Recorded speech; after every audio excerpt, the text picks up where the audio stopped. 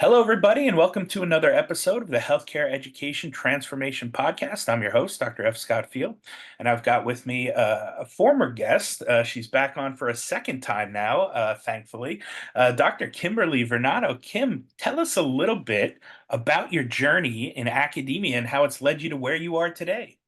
Oh, thank you so much for that question. I like to reflect on that a lot, actually, because sometimes when you have wins, or even when you have moments where you're like, "Wow, today was a tough day." It's always good to kind of look back and go, "How did I even get here?" Yeah, um, agreed.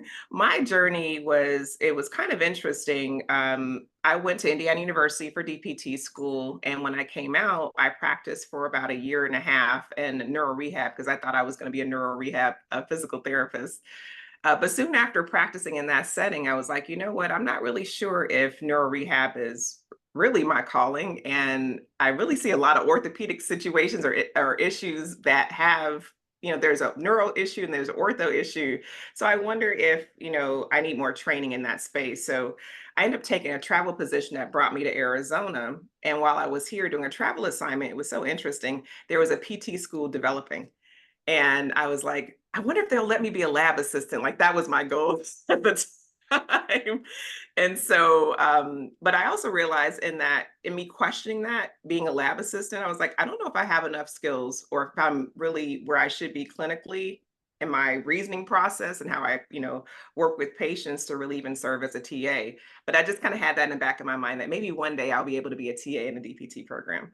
Well, fast forward, as I'm doing this travel assignment, I run into this guy.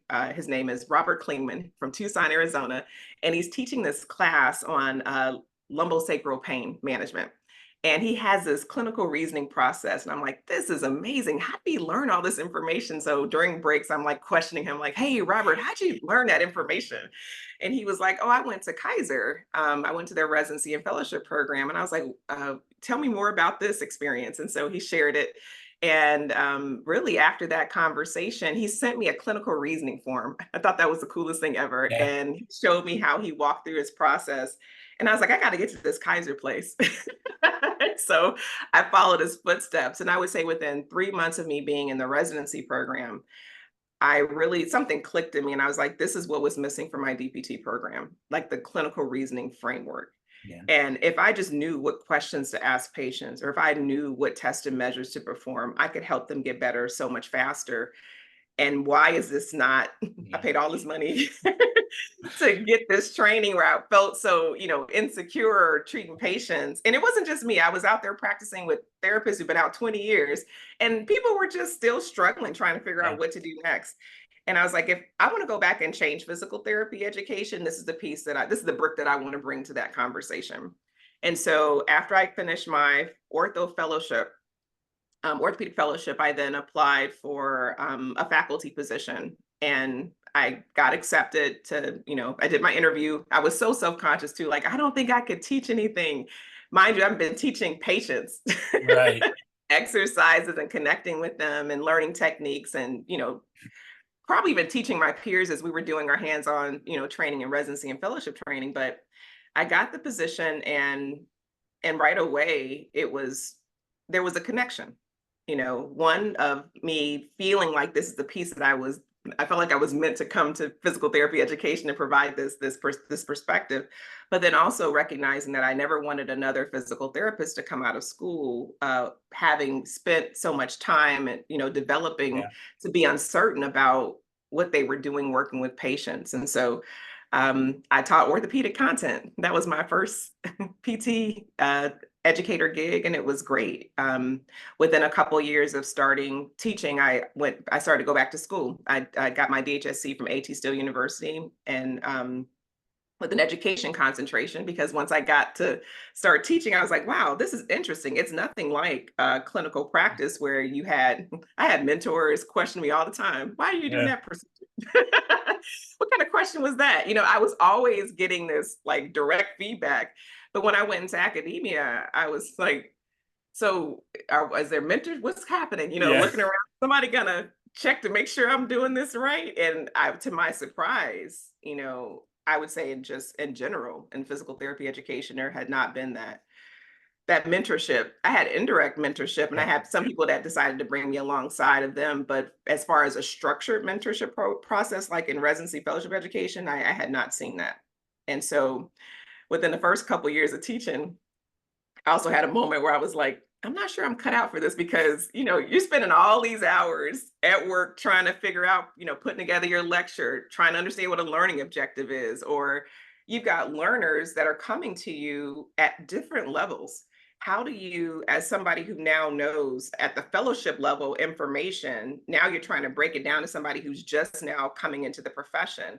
What's the need to know information? What's the nice to know? And yeah, but I just thought it was so interesting that people, and this may sound kind of harsh, but it was almost like there was no humility in that. Like, oh yeah, I treat patients. I should come in here and just teach.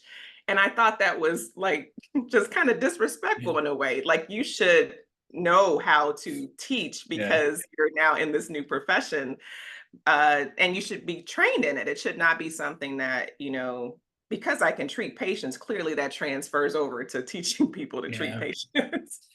I mean, I had an exact same experience in that I had been treating for, 15 or so years, right? Well, first I was an English major before I became a PT, so that was a weird Oh, transition, right?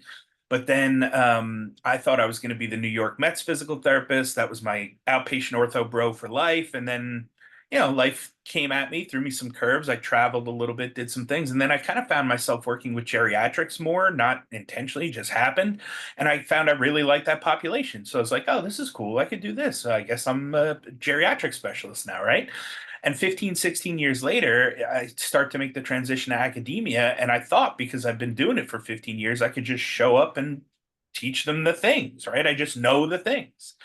And I had an EDD, but I went right back into clinical after that because I was so burnt out on the dissertation and I didn't want anything to do with academia and I just wanted to go back to my comfort zone. So I went right back into clinical. And then the pandemic hit and I figured, well, now might be a good time to transition to academia. So I did that. But I showed up for the first semester just thinking I know all the things. I can just teach mhm. them the things, right? But I didn't realize that teaching is an art form. Teaching does take a style and a flow, and it's different for everyone, and you've got to know it. And after a semester or two of realizing that, being like, oh, I have to take those skills I learned in the EDD program and apply them to teaching the things that I think I know a lot about. Um, so it was like a fresh start for me. But the one like thing that I kind of held on to that helped me kind of recognize that was like every semester, it's a brand new slate. This cohort doesn't know anything about the thing I'm going to teach. So I have to recognize that. And like you said, there's some people that have a little bit of experience. Maybe they were a PTA or maybe they did, a former medical job or something. So they have some knowledge and background. Then maybe you have people that were an English major and have no medical background, no idea, right? So like being an English major kind of helped me recognize that like, hey, there's going to be people here that have no idea what's going on. This is their first time getting introduced to the info. And then there's going to be people that kind of know. But the way I visioned it was like, hey, look, we're all on a boat and we're trying to get to this location, this Right. destination, right? I need all of us to be on the boat at all times. We're all going to get there, right? Here's point A, there's point B. My job is to captain this ship from point A to point B. All of us on the ship are going to have like jobs and duties and things we have to do to make sure the ship keeps moving and going in the right direction. I may just steer us a little here and there, but you guys are going to have to be doing a lot of the work to get us from point A to point B. And if I can keep that goal in mind, then I think we're all going to be okay. We're all going to be on the same page. In order for me to get you from students that don't know anything about this or know a little bit about it to like, hey, I've got a pretty good command of it now. This is the path we have to take. Here's the journey. Here's how I'm going to do it. Right. And I would just wipe the slate clean every semester and then start that journey over again. And as long as I started like kind of envisioning it that way, that kind of like helped keep me on track and realize that it is going to be different. Cohorts are different from semester to semester. They, have their own, you know, characteristics and their own, identities and stuff. And so, some need a little more help, some need less help. Some are just, straight cut to the chase, let's get it done, right? Like it's different for all of them, but like realizing that I have to know how to be able to teach to those people that have no idea and to those Right. people that have some idea and everyone in between helps me pull from a bunch of different experiences and a bunch of different methods to teach in order to keep that boat moving in the right direction. Absolutely. And so that was kind of the approach I took to it. You know, I appreciate you sharing the journey because you kept going too, and are now program director even, right? So Yeah. uh, tell us a little bit about that. What went into that journey and that decision? Well, it's so interesting. As I was still working in my previous academic position, I'd been there maybe 5 or 6 years, and we were thinking about starting a residency and a fellowship program. And so I'd asked the program director, if I can go get more training because there are a couple of things happening. One, I realized that, as CAPTI had changed their requirements at the time where when I first came into academia, that 50% rule was in effect. It came into effect, I want to say in 2016 is what I remember it coming through. And so I knew if we were bringing more people into the academic environment that didn't have, that education background, that there would needed to be some more structured mentorship. And at the time, I was kind of informally mentoring people. Just, we have somebody come on new. Let's talk about your syllabus. Let's talk about classroom management. Let's talk about how if an issue happens in your classroom, let's talk it through to figure out how to get you to where you need to be to, restore trust if that has been lost. I mean, it was a lot of kind of behind the scenes like mentoring.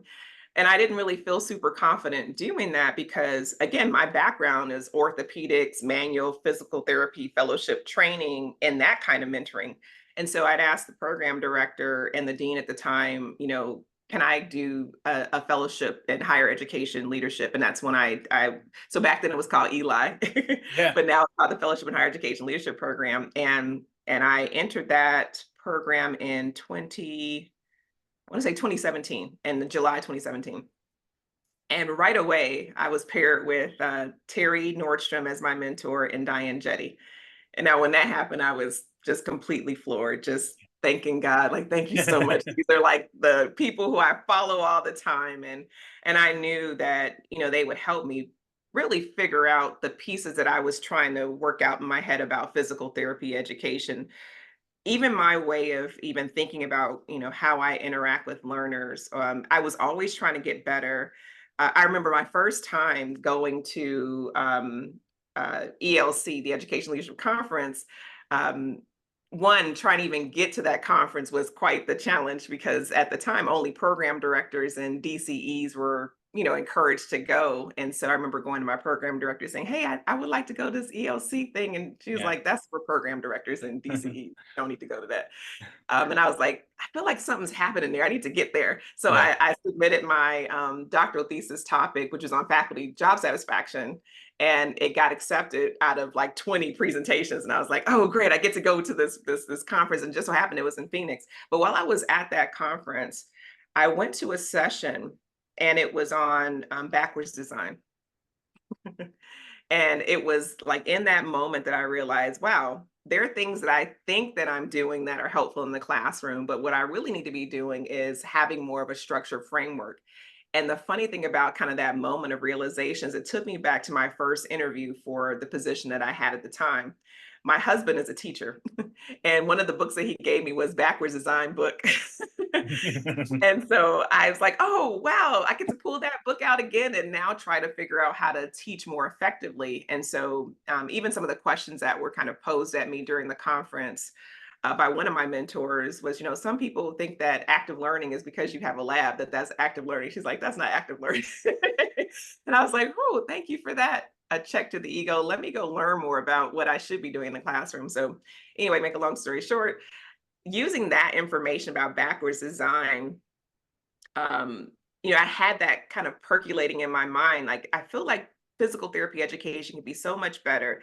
And we just need to find a way to provide more support for faculty because at the time I realized from my doctoral thesis that, faculty members are satisfied. I ended up finding a study from that was written like 20 years ago. And I got the people who wrote the article to mentor me in redoing the study for my thesis. And the results were very similar. They still didn't have mentorship and teaching service and scholarship, but they were still satisfied. I'm redoing that study to see how things are going after the pandemic. I'm sure there's Yeah. maybe some changes now, Yeah. but that's what I'm hypothesizing. But it was really great to have that experience because now I'm around all these different program directors. And at the time, I wasn't aspiring to become a program director. In fact, really the message to me as a Black woman was that that's probably something that's not going to happen. You can maybe be a program director in a residency or fellowship program, but you probably shouldn't even consider a DPT program. Now, this is before 2020. Yeah. It was very common for just to hear stories from other women of color in academia about their experiences, and so I didn't aspire to do that. So I'm in this fellowship program, and I'm, meeting these amazing people. Actually, Shalee, who is our president for the Academy of Education, was in my cohort. And so we're in different color groups and we're learning from one another. And it was just quite the year. But during that time, they really helped to coach me to see. And also, I would also want to make sure I always highlight this mentor of mine, Emmanuel John. He said something to me like early on, right before I started the fellowship program. He was like, Kim, that there's a leader in you and you need to think bigger than what you're thinking. You're thinking residency, fellowship, education, but the ideas you have are much bigger than that. And I don't know what you've been told, but here's what I see in you. And you need to be thinking in a different way. And so with that encouragement, then being around all these leaders in education, and then he actually was the person who pushed me to my first, I would say, conversation with the dean about a program director position, and then the position I currently have, Dr. John was the person that sent it to me, like, hey, Kim, I think this would be a good fit for you. It's a hybrid program. He knew at the time that I was looking to stay in Arizona, but as you know, with faculty positions, I always had a problem with that about this with faculty positions, is that just like with the PT position, there's so many places that you can go. You get a faculty position, you move someplace, you might have 2 or 3 places you can go. Otherwise, you have to uproot your family and start all over again. And I just thought from the very beginning that that was not a good model. And I remember telling my mentor that. He was like, tell me more about this idea that you shouldn't have to move someplace. And we're having these conversations back in 2013. I'm like, I just feel like this is like not like, I feel like we should have more options. And sure enough, that's the new reality for a lot of people. But anyway, I'm in this fellowship program. Dr. John presents me with this opportunity at College of St. Mary, and I apply. And of course, you apply and you're nervous, like thinking, I wonder if I'm cut out. Can I really do this? But I'm being now trained by the best people in the country who have been mentoring program directors for years and, really helping to shape our profession. So, and then they taught me something really great in that fellowship program. In my group to this day, we still meet every month, but they taught us how to mentor each other. So I'm part of a mentoring group of program directors all over the country, and we mentor each other through tough times. And they taught me that leadership is not an individual sport; it really is a team Yeah. sport. And so I don't know, I just fell in love with that whole space of this idea that you can really help improve physical therapy education, learning about higher education. That it was such a valuable curriculum to go through and understanding all the different players. You need to be able to meet with the CFO to have conversations about the budget. One thing that I'm learning so much now as I embrace this role more is, and then I did a couple of business accelerators. So I'm on this whole business accelerator like kick. So academia, as much as it is, like we talked about education as being like a skill and a gift and a science to it, there's also a business side to it. Yeah. And I would say probably a lot of folks don't really like to talk about the business side, but it is Man, real. I feel like a black sheep in academia when I talk about business as much as I do. And I'm like, it's a business, and our students have to know business. At the very Yes. least, they have to know the business side of healthcare and how we get paid. If you're gonna just be a 9 to 5 clock in, clock out therapist, that's fine. You don't have to open your own business, but you have to know how you get paid. You have to know how we get reimbursed. I use the air quotes there because that's a whole Yeah. other rabbit hole I don't want to get down. But we have to understand how to negotiate a salary, how to look for red flags of, like, good settings and bad settings. Yes. We have to know how to sell ourselves to the next employer and what makes us so valuable to them. It's the business of healthcare and then the Yes. business of education, Absolutely. and it's like I don't understand why we're still, like, not comfortable with that conversation. It's mind-boggling to me. But I'm glad that I'm not the only one that is diving into this stuff and sharing it, because it needs to be shared. Um, Scott, I think the reason why they probably may be a little uncomfortable with it is I'm curious to hear about your background, but for me, like when I consented to run for presidency for ACAP, and I looked when you consent to run, there's like a whole list of skills you have to, sign off on. And I was like, oh, I said, I feel comfortable here, but this area for business, that's just a space that I really feel like I need to do some further development. So I enrolled in two business accelerators in 2023 because I was like, I need to be ready yeah. when we have these conversations about profit and loss statements. Like, I need Yep. to know this information. Little did I know that it was going to take me down another rabbit hole of looking closely at education. But in my role as a program director, like, you get the courses that typically nobody wants to teach sometimes. So ortho, I don't get to have those courses anymore, but business and leadership was a course that was on my roster. And so I'm like, okay, this is a great opportunity for me really to rethink about, just what you shared. Many physical therapists come out of programs and we teach them to get jobs. And maybe we might teach them how to build a business plan that they may or may not decide to use in their career. But we don't teach them, or at least when I was building this course, and I still believe this, and we're taking business and leadership to a whole nother level. But this idea that an employer is going to provide you with what you need to survive, and that you're going to be happy and content in that position, and that you'll be able to grow and thrive, and then one day have that. I mean, there's so many variables there that we have to think about. Also, with the cost of education, people have to be in a position where they're not always struggling from paycheck to paycheck. I mean, there are just certain things that people are deciding, I want to spend 3 years of my life getting a DPT degree. There should be a good return on investment. And so I think that part of the challenge is many faculty members don't probably know a whole lot about business. And so therefore Yeah. they can't have that conversation or engage in it. And I was just fortunate enough to go through some business courses that taught me. And then I have mentors. I now have business mentors. I met one, last week. Like, okay, Kim, what are you doing now? Like, this is just a normal everyday thing, just like it was for clinical practice, just like it was for academia. So I think that that's part of the challenge. And so we have to push ourselves beyond what we currently know. Yeah. So much to unpack here. I'm going to try to do a short and sweet summary of what I took from it, just so we can get to the next big topic I Yes. want to talk about here. But one, you said I have to be at ELC, and that was at the time really kind of just for program directors. It's obviously grown to Oh, yeah. Much bigger bigger. and much more. And, I feel like that's my homies, my people, my Yes. nerds and geeks and people that love to geek out on education, right? I love that conference. It's really fun to go to. Me too. Um, but the fact that you knew that you had to be in that room, like, hey, there's something going on there. I got to get there. That's a big takeaway for me, because just getting in the room and surrounding yourself with other great people doing great things is going to elevate you and your mindset and all the things that you take in. Because if you're just, surrounding yourself in a little echo chamber with a couple of peers that all think the same thing, it's like, all right, well, we're not really going to push the envelope. We're not going to get anywhere. Like, it's Right. not necessarily a bad thing. It's just not a great thing, right? You really Right. want to be pushing yourself and elevating yourself. And just getting in the right room a lot of times is a great method to elevate yourself and really push yourself to that next level, especially if you're looking at leadership type positions, right? Absolutely. The next thing you touched on, let's go to ELC for a minute here. You said something very interesting, that, like, little did I know I was going to be, looking at education, so much in the world of physical therapy, when in reality, education is what we do first. It doesn't matter what we teach. It doesn't matter if it's Right. PT or OT or speech or science or English or whatever.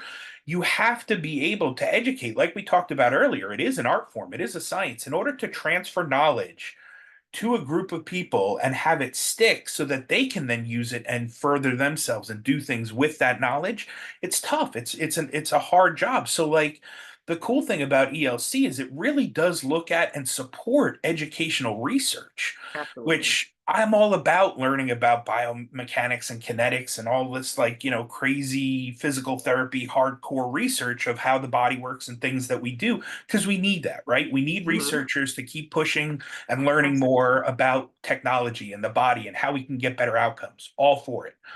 But we also need research on how to teach this stuff because I've seen people with DPTs that were amazing educators. And I've seen people with PhDs that were terrible educators. Absolutely. And they were great at research. They were phenomenal at the thing, but they didn't spend any of the time learning how to teach. Whereas the DPTs maybe didn't know anything about research, but they could teach, right? They just had a good knack for it. So, I don't want to go down the CAPTI rabbit hole here of the 50% rule, but it's like seems very arbitrary to me. So like regardless, like you have to know how to educate. I don't like research. I'm not a big fan of doing it. But it's a necessary evil. And the more and more I go down the rabbit hole of education, the more I do enjoy research in education because I like Right. the theory of learning and how to teach to that learning, right? And so I think the EDD was a perfect fit for me. I wish I could pat myself on the back and say I chose it. I think it really more chose me. It was just kind of like, I'll do it so that when I retire, I can teach at a community college at some little beach community sometime. It'll be a fallback plan, right? And now here I am doing it full time and working my way up the ladder that way. And it's like, oh, Yeah. didn't expect that. But, I really do enjoy teaching and learning and the process of transferring knowledge, right? So the cool thing about educational research is it's not that expensive, right? It can be Oh, done on a budget. The yeah. downside is it takes a lot of manpower, a lot of Yeah. hours. So that's one of the things we're battling with. But my hope is to see more educational research to then help inform DPT programs and beyond how to better teach the stuff that we know, Yeah. right? So I think we're trending that way, and I hope we'll come back to that and circle back around to that in a minute, right? But then the Absolutely. the other thing that you talked about too that was really interesting was the whole idea of like mentorships, right? And like needing some sort of mentorship when you get as a new hire, you get in there. You have to have some sort of support. And like you said, there's some informal here and there. It's like, Sure. well, how do you get to the cafeteria? Oh, come on, follow me. It's just down here, make a left, right? Oh, good. Now I know where to eat lunch, right? Like those kind of informal things happen like oh yeah, your syllabus is here, here's how you log in, the platform's there, go do that thing, and then good luck with your course, like but the teaching aspect of it, I think we need to support that and what a research agenda is, how to plan your Right. next 3, 5, 10 years of your career, what has to be done there. Do you have tenure? Do you not? Do you have promotion? Do you not? Like what, I didn't know any of this stuff, and I just was like, oh, I'll just teach. I'll show up and teach, and that's my job, right? Like, well, no, you have to do research, and oh, you have to do like service to the university and to the students and all these things that are in academia. So the more we can inform people, I think the better it'll be, especially because I feel like, and maybe it's just me, but I feel like we're having this big wave of all these educational like all stars that are retiring and like moving on. Yeah. And it's like, oh, now there's going to be this huge void of teachers in the DPT world. And oh, by the way, there's all these new programs that need people too. So where are all these terminal degrees coming from? Like, I don't know. We're working on it. But then the last thing I wanted to wrap up with is just business and education, right? We touched on it a little bit, right? But like to me, I learned business out of a necessity. Like I started a little side business as a mobile physical therapist, and I just drove around a 30-mile radius and saw people in their homes, right? Cash pay, nothing crazy. Um, and I loved it. It was awesome. But I didn't know anything about business. I was an English major and a PT, and I just thought I could start and run a business. Well, okay, I learned the hard way through bumps and bruises and repetitions. This is how you do a business. And then I would, run Facebook ads, and that would fail. And I'd be like, all right, well, I guess I got to learn that. So then I'd go and I'd spend money on Facebook ad course. I'd learn that. I'd implement it. Then I'd make more money and be like, oh, cool, that's how you do it. Then I'd hit the next plateau and the next level and the next barrier, figure that out. Then I'd figure out the next one. And it just kept going and going. So I really found out about business the hard way. And I was fine with that. I learned a lot. I learned what I like to do in a business. I learned what I didn't like to do. But at the end of the day, like you said, it's getting harder and harder to really justify an ROI for the career and profession of physical therapy if you're going to come out with $150,000 worth of student loan debt and only make 75 out of the gate.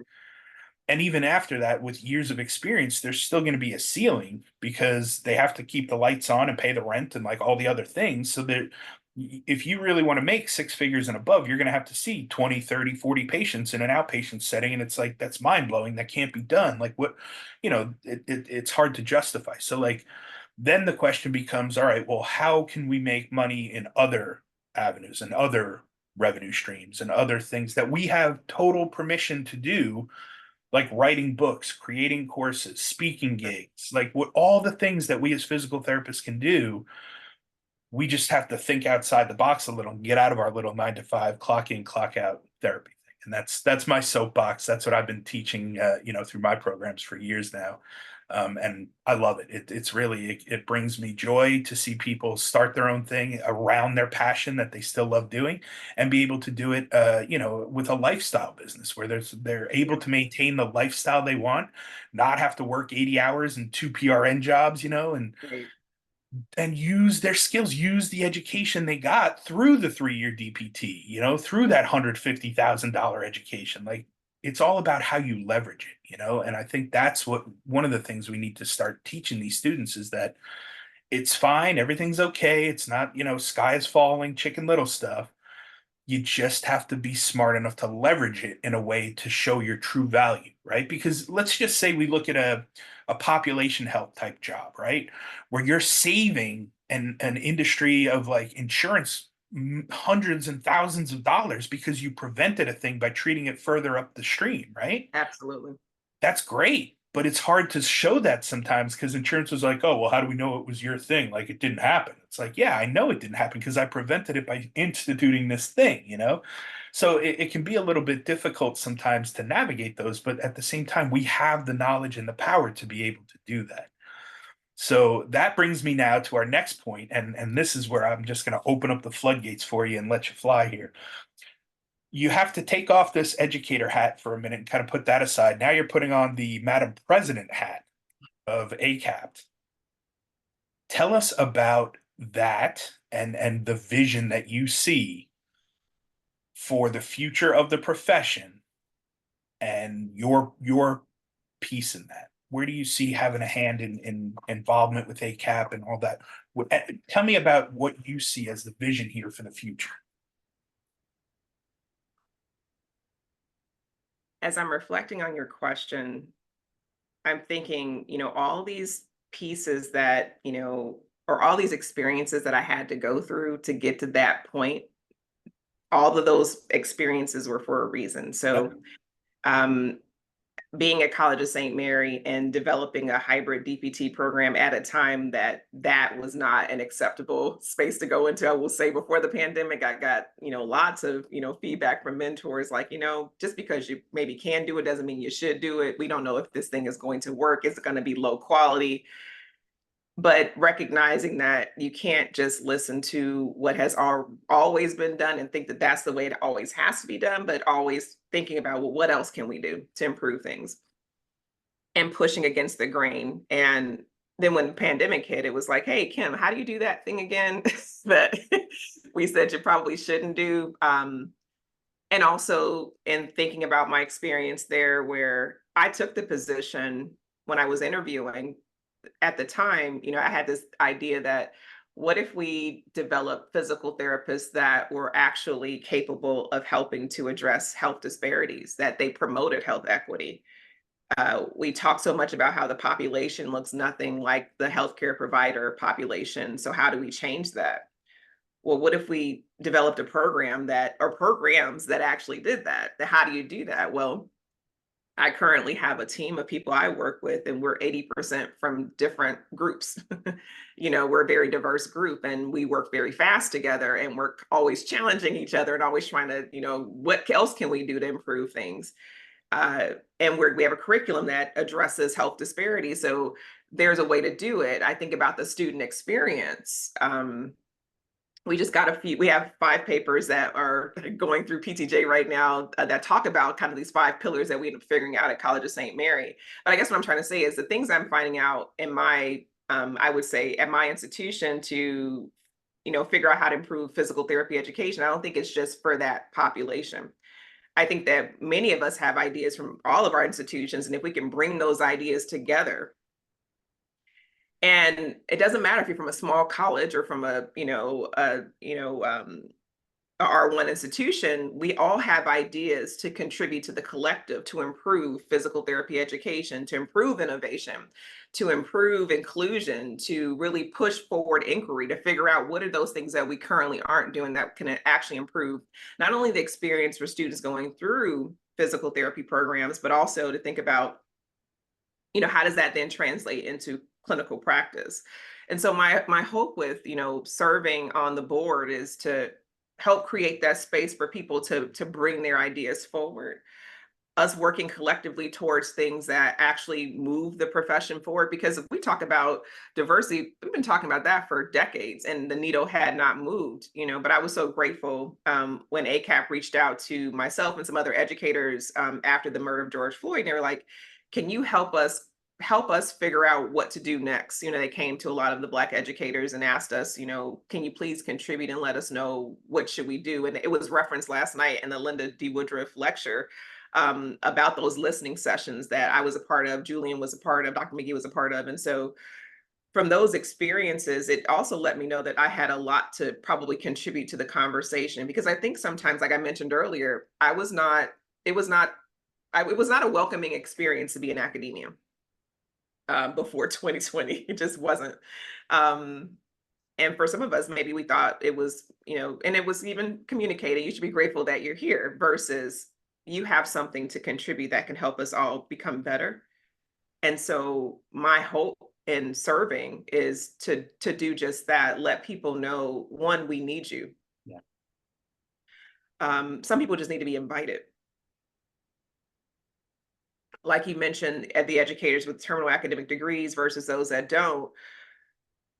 I think there's space for everybody, but we can't discredit a group just because they don't have the degree when we know for sure that that degree, neither degree actually, unless you got a degree in education. Yeah. And sometimes even the degrees in education might be more in education leadership, maybe not in teaching and learning, that there's space for all of us to grow. So for us to say this group shouldn't be here, this group should, I mean, we have to look at the skill set and determine whether or not that's actually even true. My personal belief is that you need some ingredients in order to be an effective educator. One, can you communicate? Some people are not very good at that, and that's okay. But education might not be the space for you. Do you understand clinical practice? If you were okay as a clinician, that does not mean you need to come into academia because you've been doing it for 20 years. Right. Did you truly understand the clinical reasoning process and how to help collaborate with the patient to get them to where they want to be, not so much to where you think they should be, but where they want to be? And then, now can you also become a learner again and learn how to deliver the content in a way where they can get to that point where you are, or at least get to wherever their point of excellence might be for them as a physical therapist. So those three ingredients I think are super important, but I think part of it needs to be that becomes part of the conversation. This conversation we're having about business, that needs to be part of the conversation. So another part of my role as ACAP president, even when I was secretary, I would go to different meetings. So I'm so grateful for this opportunity that the board afforded me. But it was I believe it was 2021 or 2022, they needed someone to go to the Graham sessions. And I was like, hey, I've been trying to get in there. I will sign up to go. So I go to the Graham sessions and I'm around all these business owners and they're talking about their challenges. And I noticed it's a very different conversation than I'm hearing in education. In education, you're like, too many programs, we're putting out too many therapists, we're going to saturate the market. I'm in the room with business owners and that we can't find any we can't find any physical therapists. What is the problem? We can't. And then when we do get them, they leave. And even the conversation around, so this year I was able to go and they asked me to serve on a panel, which was such an honor, because I normally just sit back in the cut and don't say anything and just take notes and just thank them at the end. Thanks for letting me come. It was great. I'm Yeah. going to report back to the education community. But this time they were like, we want to hear your thoughts. And so I was on a panel. But anyway, just being in that space to hear what they had to say, And now I'm translating that back to the academics, and they're like, one, what is Graham Sessions? Two, what do you mean they can't find enough physical therapists? And we need these communities to conversate. They need to understand one another, because we're responsible for putting out physical therapists that they then employ. But if we're recognizing over here that they're burning out within 7 years and choosing to do something else, which, by the way, I do want to hit on this. If a person decides that they get a DPT degree and they want to do something else with that DPT degree, that's not a loss to the profession, because they're still using that degree to do something amazing. But we sometimes look at it as a very, very negative thing. Well, they left clinical practice. I know a physical therapist. I met him at this last year's Graham session. He said, I never practiced, but he ended up developing a client management system that was then implemented into WebPT. Like, we can create amazing things with these degrees, but we only sell the clinical Right. practice part of it. Yep.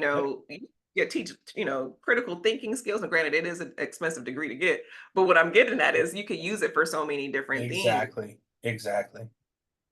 So I've met physical therapists who never practiced and are doing finances for yeah, physical therapists and physical therapy practices. I've one physical therapist who graduated debt free from a PT program, never took the board exam because he was running an agency on how to run ads for physical therapy clinics. So, I mean, it again, knowing how to leverage the knowledge and the skill sets more than anything absolutely. that you learn throughout grad school can be applied to almost anything. Yes. So, if you just think out of the box, think outside of that 9 to 5, clock in, clock out therapist, the world is your oyster. It's out there. So I would say my vision really is, how do we connect these different communities that have a huge impact on clinical practice together so that we're actually working together? So what if in a DPT program, and I'm working through this model myself, so I like to trial things out before I like share it with the masses. Yeah, But what if you we developed at College of St. Mary's business and leadership class where first part of it is really talking about leadership, because I think there's a huge hole in leadership as it yeah. relates to physical therapy, whether in clinical practice or in Or academia, healthcare in general. I in mean, healthcare in general. I tell them, 2020 was a rude awakening for healthcare leadership, I think.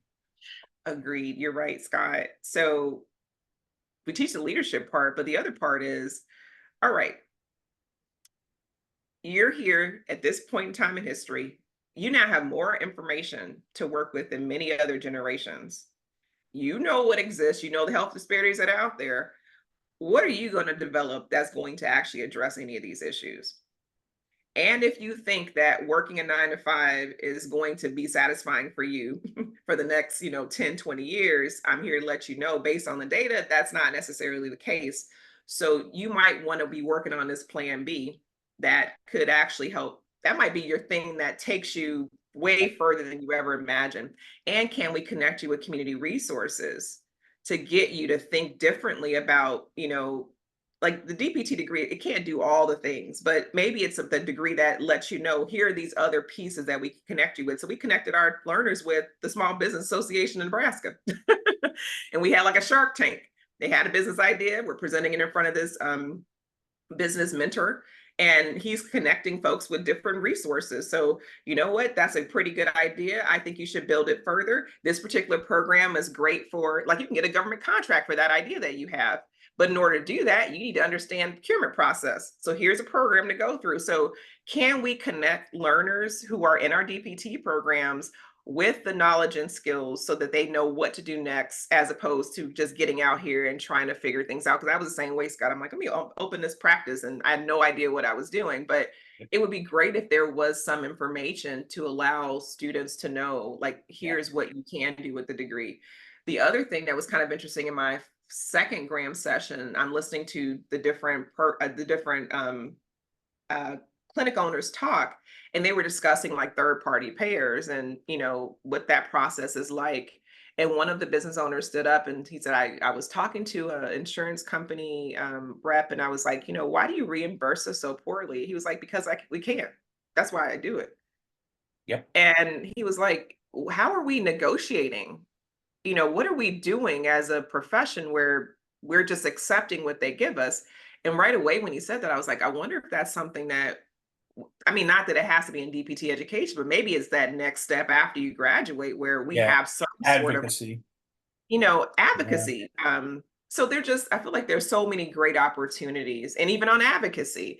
I had a chance to attend the Ascend conference that Heidi puts on, and in that space, I had a chance to learn about different lobbying efforts happening on the private outpatient practice section area, and just some of the things that I was involved in APTA and going to Congress to lobby with APTA, the Federal Advocacy Committee, but this was like a different thing. So Yeah. just learning like what's happening out there and then connecting these communities together so that we can then all make informed decisions and have, I would say coordinated efforts to get us better outcomes is really what I see my role as. And also, of course, all the business aspects of ACAP. But I think that that's kind of an area that I want to continue to just continue to Yeah. do, test things out, Yep.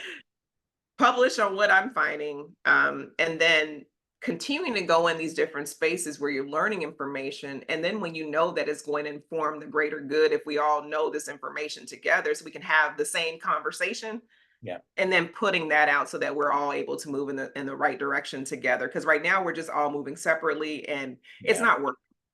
Yeah, I'm on the education committee for the private practice section, and so I have a feeling Good. you and I are going to be Yes. collaborating a lot more in the future. But that being said, again, I do that because it's the one section that I felt like most at home at, and it was the section that I felt like was moving the fastest or trying to move the Yeah. fastest and get things done. Still, because it's a larger organization, it runs a little slow, but like I'm learning patience with academia for sure, and then just within large organizations. And I think, if it's going to move that slow, then yeah, we have to bring all the people that are involved together and try to move it together with more momentum and more power and clout behind it Yeah. until it snowballs and gets enough momentum to really make action and change the I hate to say it, but change the downward trend and pattern that the profession seems to be on right now. Like, and I'm not worried because personally, like I said, I'm already thinking outside the box. I'm trying to teach people how to think outside the box. I'm good. I got a path. I've got my plan B, C, and D at this point. So I'm Right. I'm okay. But I want more people to realize that they too can be okay and enjoy a profession that's phenomenal and that I truly love being in and being a part of. Well, Kim, I could talk to you for days on end here about all the things, but I also want to be respectful of your time. We do ask all of our guests this one final question, and that question is if you could change one aspect of higher education, whether it be DPT or otherwise, what aspect would you change and how would you change it? I would change how people are prepared to walk into the space of academia. I think we come in with all kinds of assumptions and we do things that were done to us. So, one paper that I'm co-author on that we just that's going to be published this fall is on equitable grading practices. Some of the things that we're doing right Oh, now in grading golly. I was hate grades. I hate them. I think they're worthless, but I'm sorry. Continue, continue. yeah. I mean, the grading practices that we use were developed over 100 years ago. Yes, And they were yes. developed to basically sort people. And but we do it. And so I would say for anybody who's moving into this space, it's important to understand the history of education. And it's important to understand, just like with clinical practice, you have patients that come in front of you. You better not start working on them unless you understand their history. Yeah, Education has the exact same space. You need to understand the history of education and understand how to do those three components that we're responsible for effectively in order to actually be effective in that space. So that's teaching, scholarship, also, I would say, service work. And what does that really look like? So on the teaching and learning side, I can go all day about that, but what am I doing about it? I'm developing basically similar to what you just shared, just a training for faculty to go through so that they understand how to do it in I would say, in a safe way, in a decolonizing way, yeah, so that in a less harmful way to learners. Same thing with And to themselves, you into know? themselves into themselves because we are really hard on ourselves, and we Yeah, are also coming into a space where we're ill-equipped, but we are trying to stand on all these different rules that were not designed to be effective for really anybody. From the scholarship side, I think that, sometimes we're pushing and trying to move the needle when it comes to, research, but sometimes even our methodology of how we go about doing things is also very harmful. yeah, So how do we have, practices in our research methodologies that actually support communities versus, taking from them and then reporting on them as if we are the experts? Like, I think that there's so much that we can do to improve that space. And then when it comes to service, yeah, service to the institution, fantastic. I think we can learn how to do that better and how not to burn out in the process. I think service to the profession, I know if you're like me, you're volunteering yeah. all the hours, Yeah. but Well, learning. and my dissertation was on service-based learning. So like you're preaching my language right now. However, like you said, it's got to be done in a methodical way that makes sense and gets, good results out of it too, you know?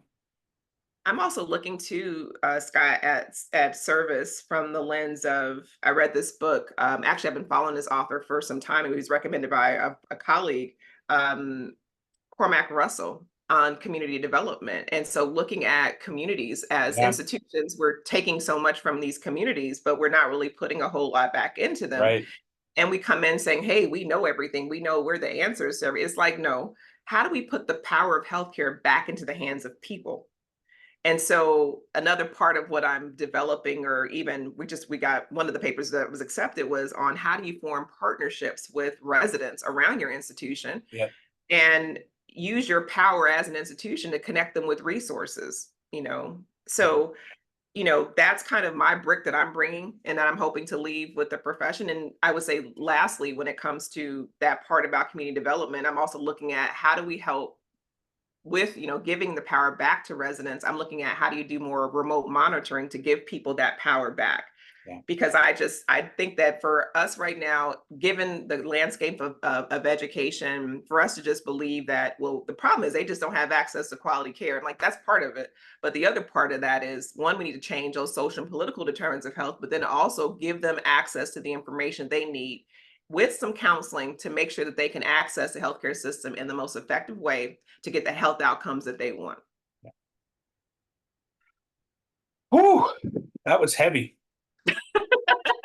Like I said, I could talk to you for hours. I hope we have more conversations, Scott. I think I I have a found my feeling, people. yeah, I have a feeling, yeah, and they all hang out at ELC apparently, you know. Um, no, I cannot thank you enough for taking the time and for coming on and just, kind of giving us your vision for the profession and, how we can hope to get there. Where can people reach out to you, just follow you or find you to see what you're up to these days? I'm on LinkedIn all the time. Awesome. Also on Instagram, Facebook, but for sure LinkedIn. That's where you're going to see me posting probably the most about different articles, things that I'm Yeah. finding, things that are happening where I'm at. So yes, LinkedIn, great place. Awesome. We'll drop that link in the show notes so everybody can find you easily on LinkedIn. Dr. Kimberly Varnado, thank you so much for all this time and for coming on to share your wisdom with us. It's been a great learning experience for me, and Scott, it's always a pleasure. Thank you for this opportunity.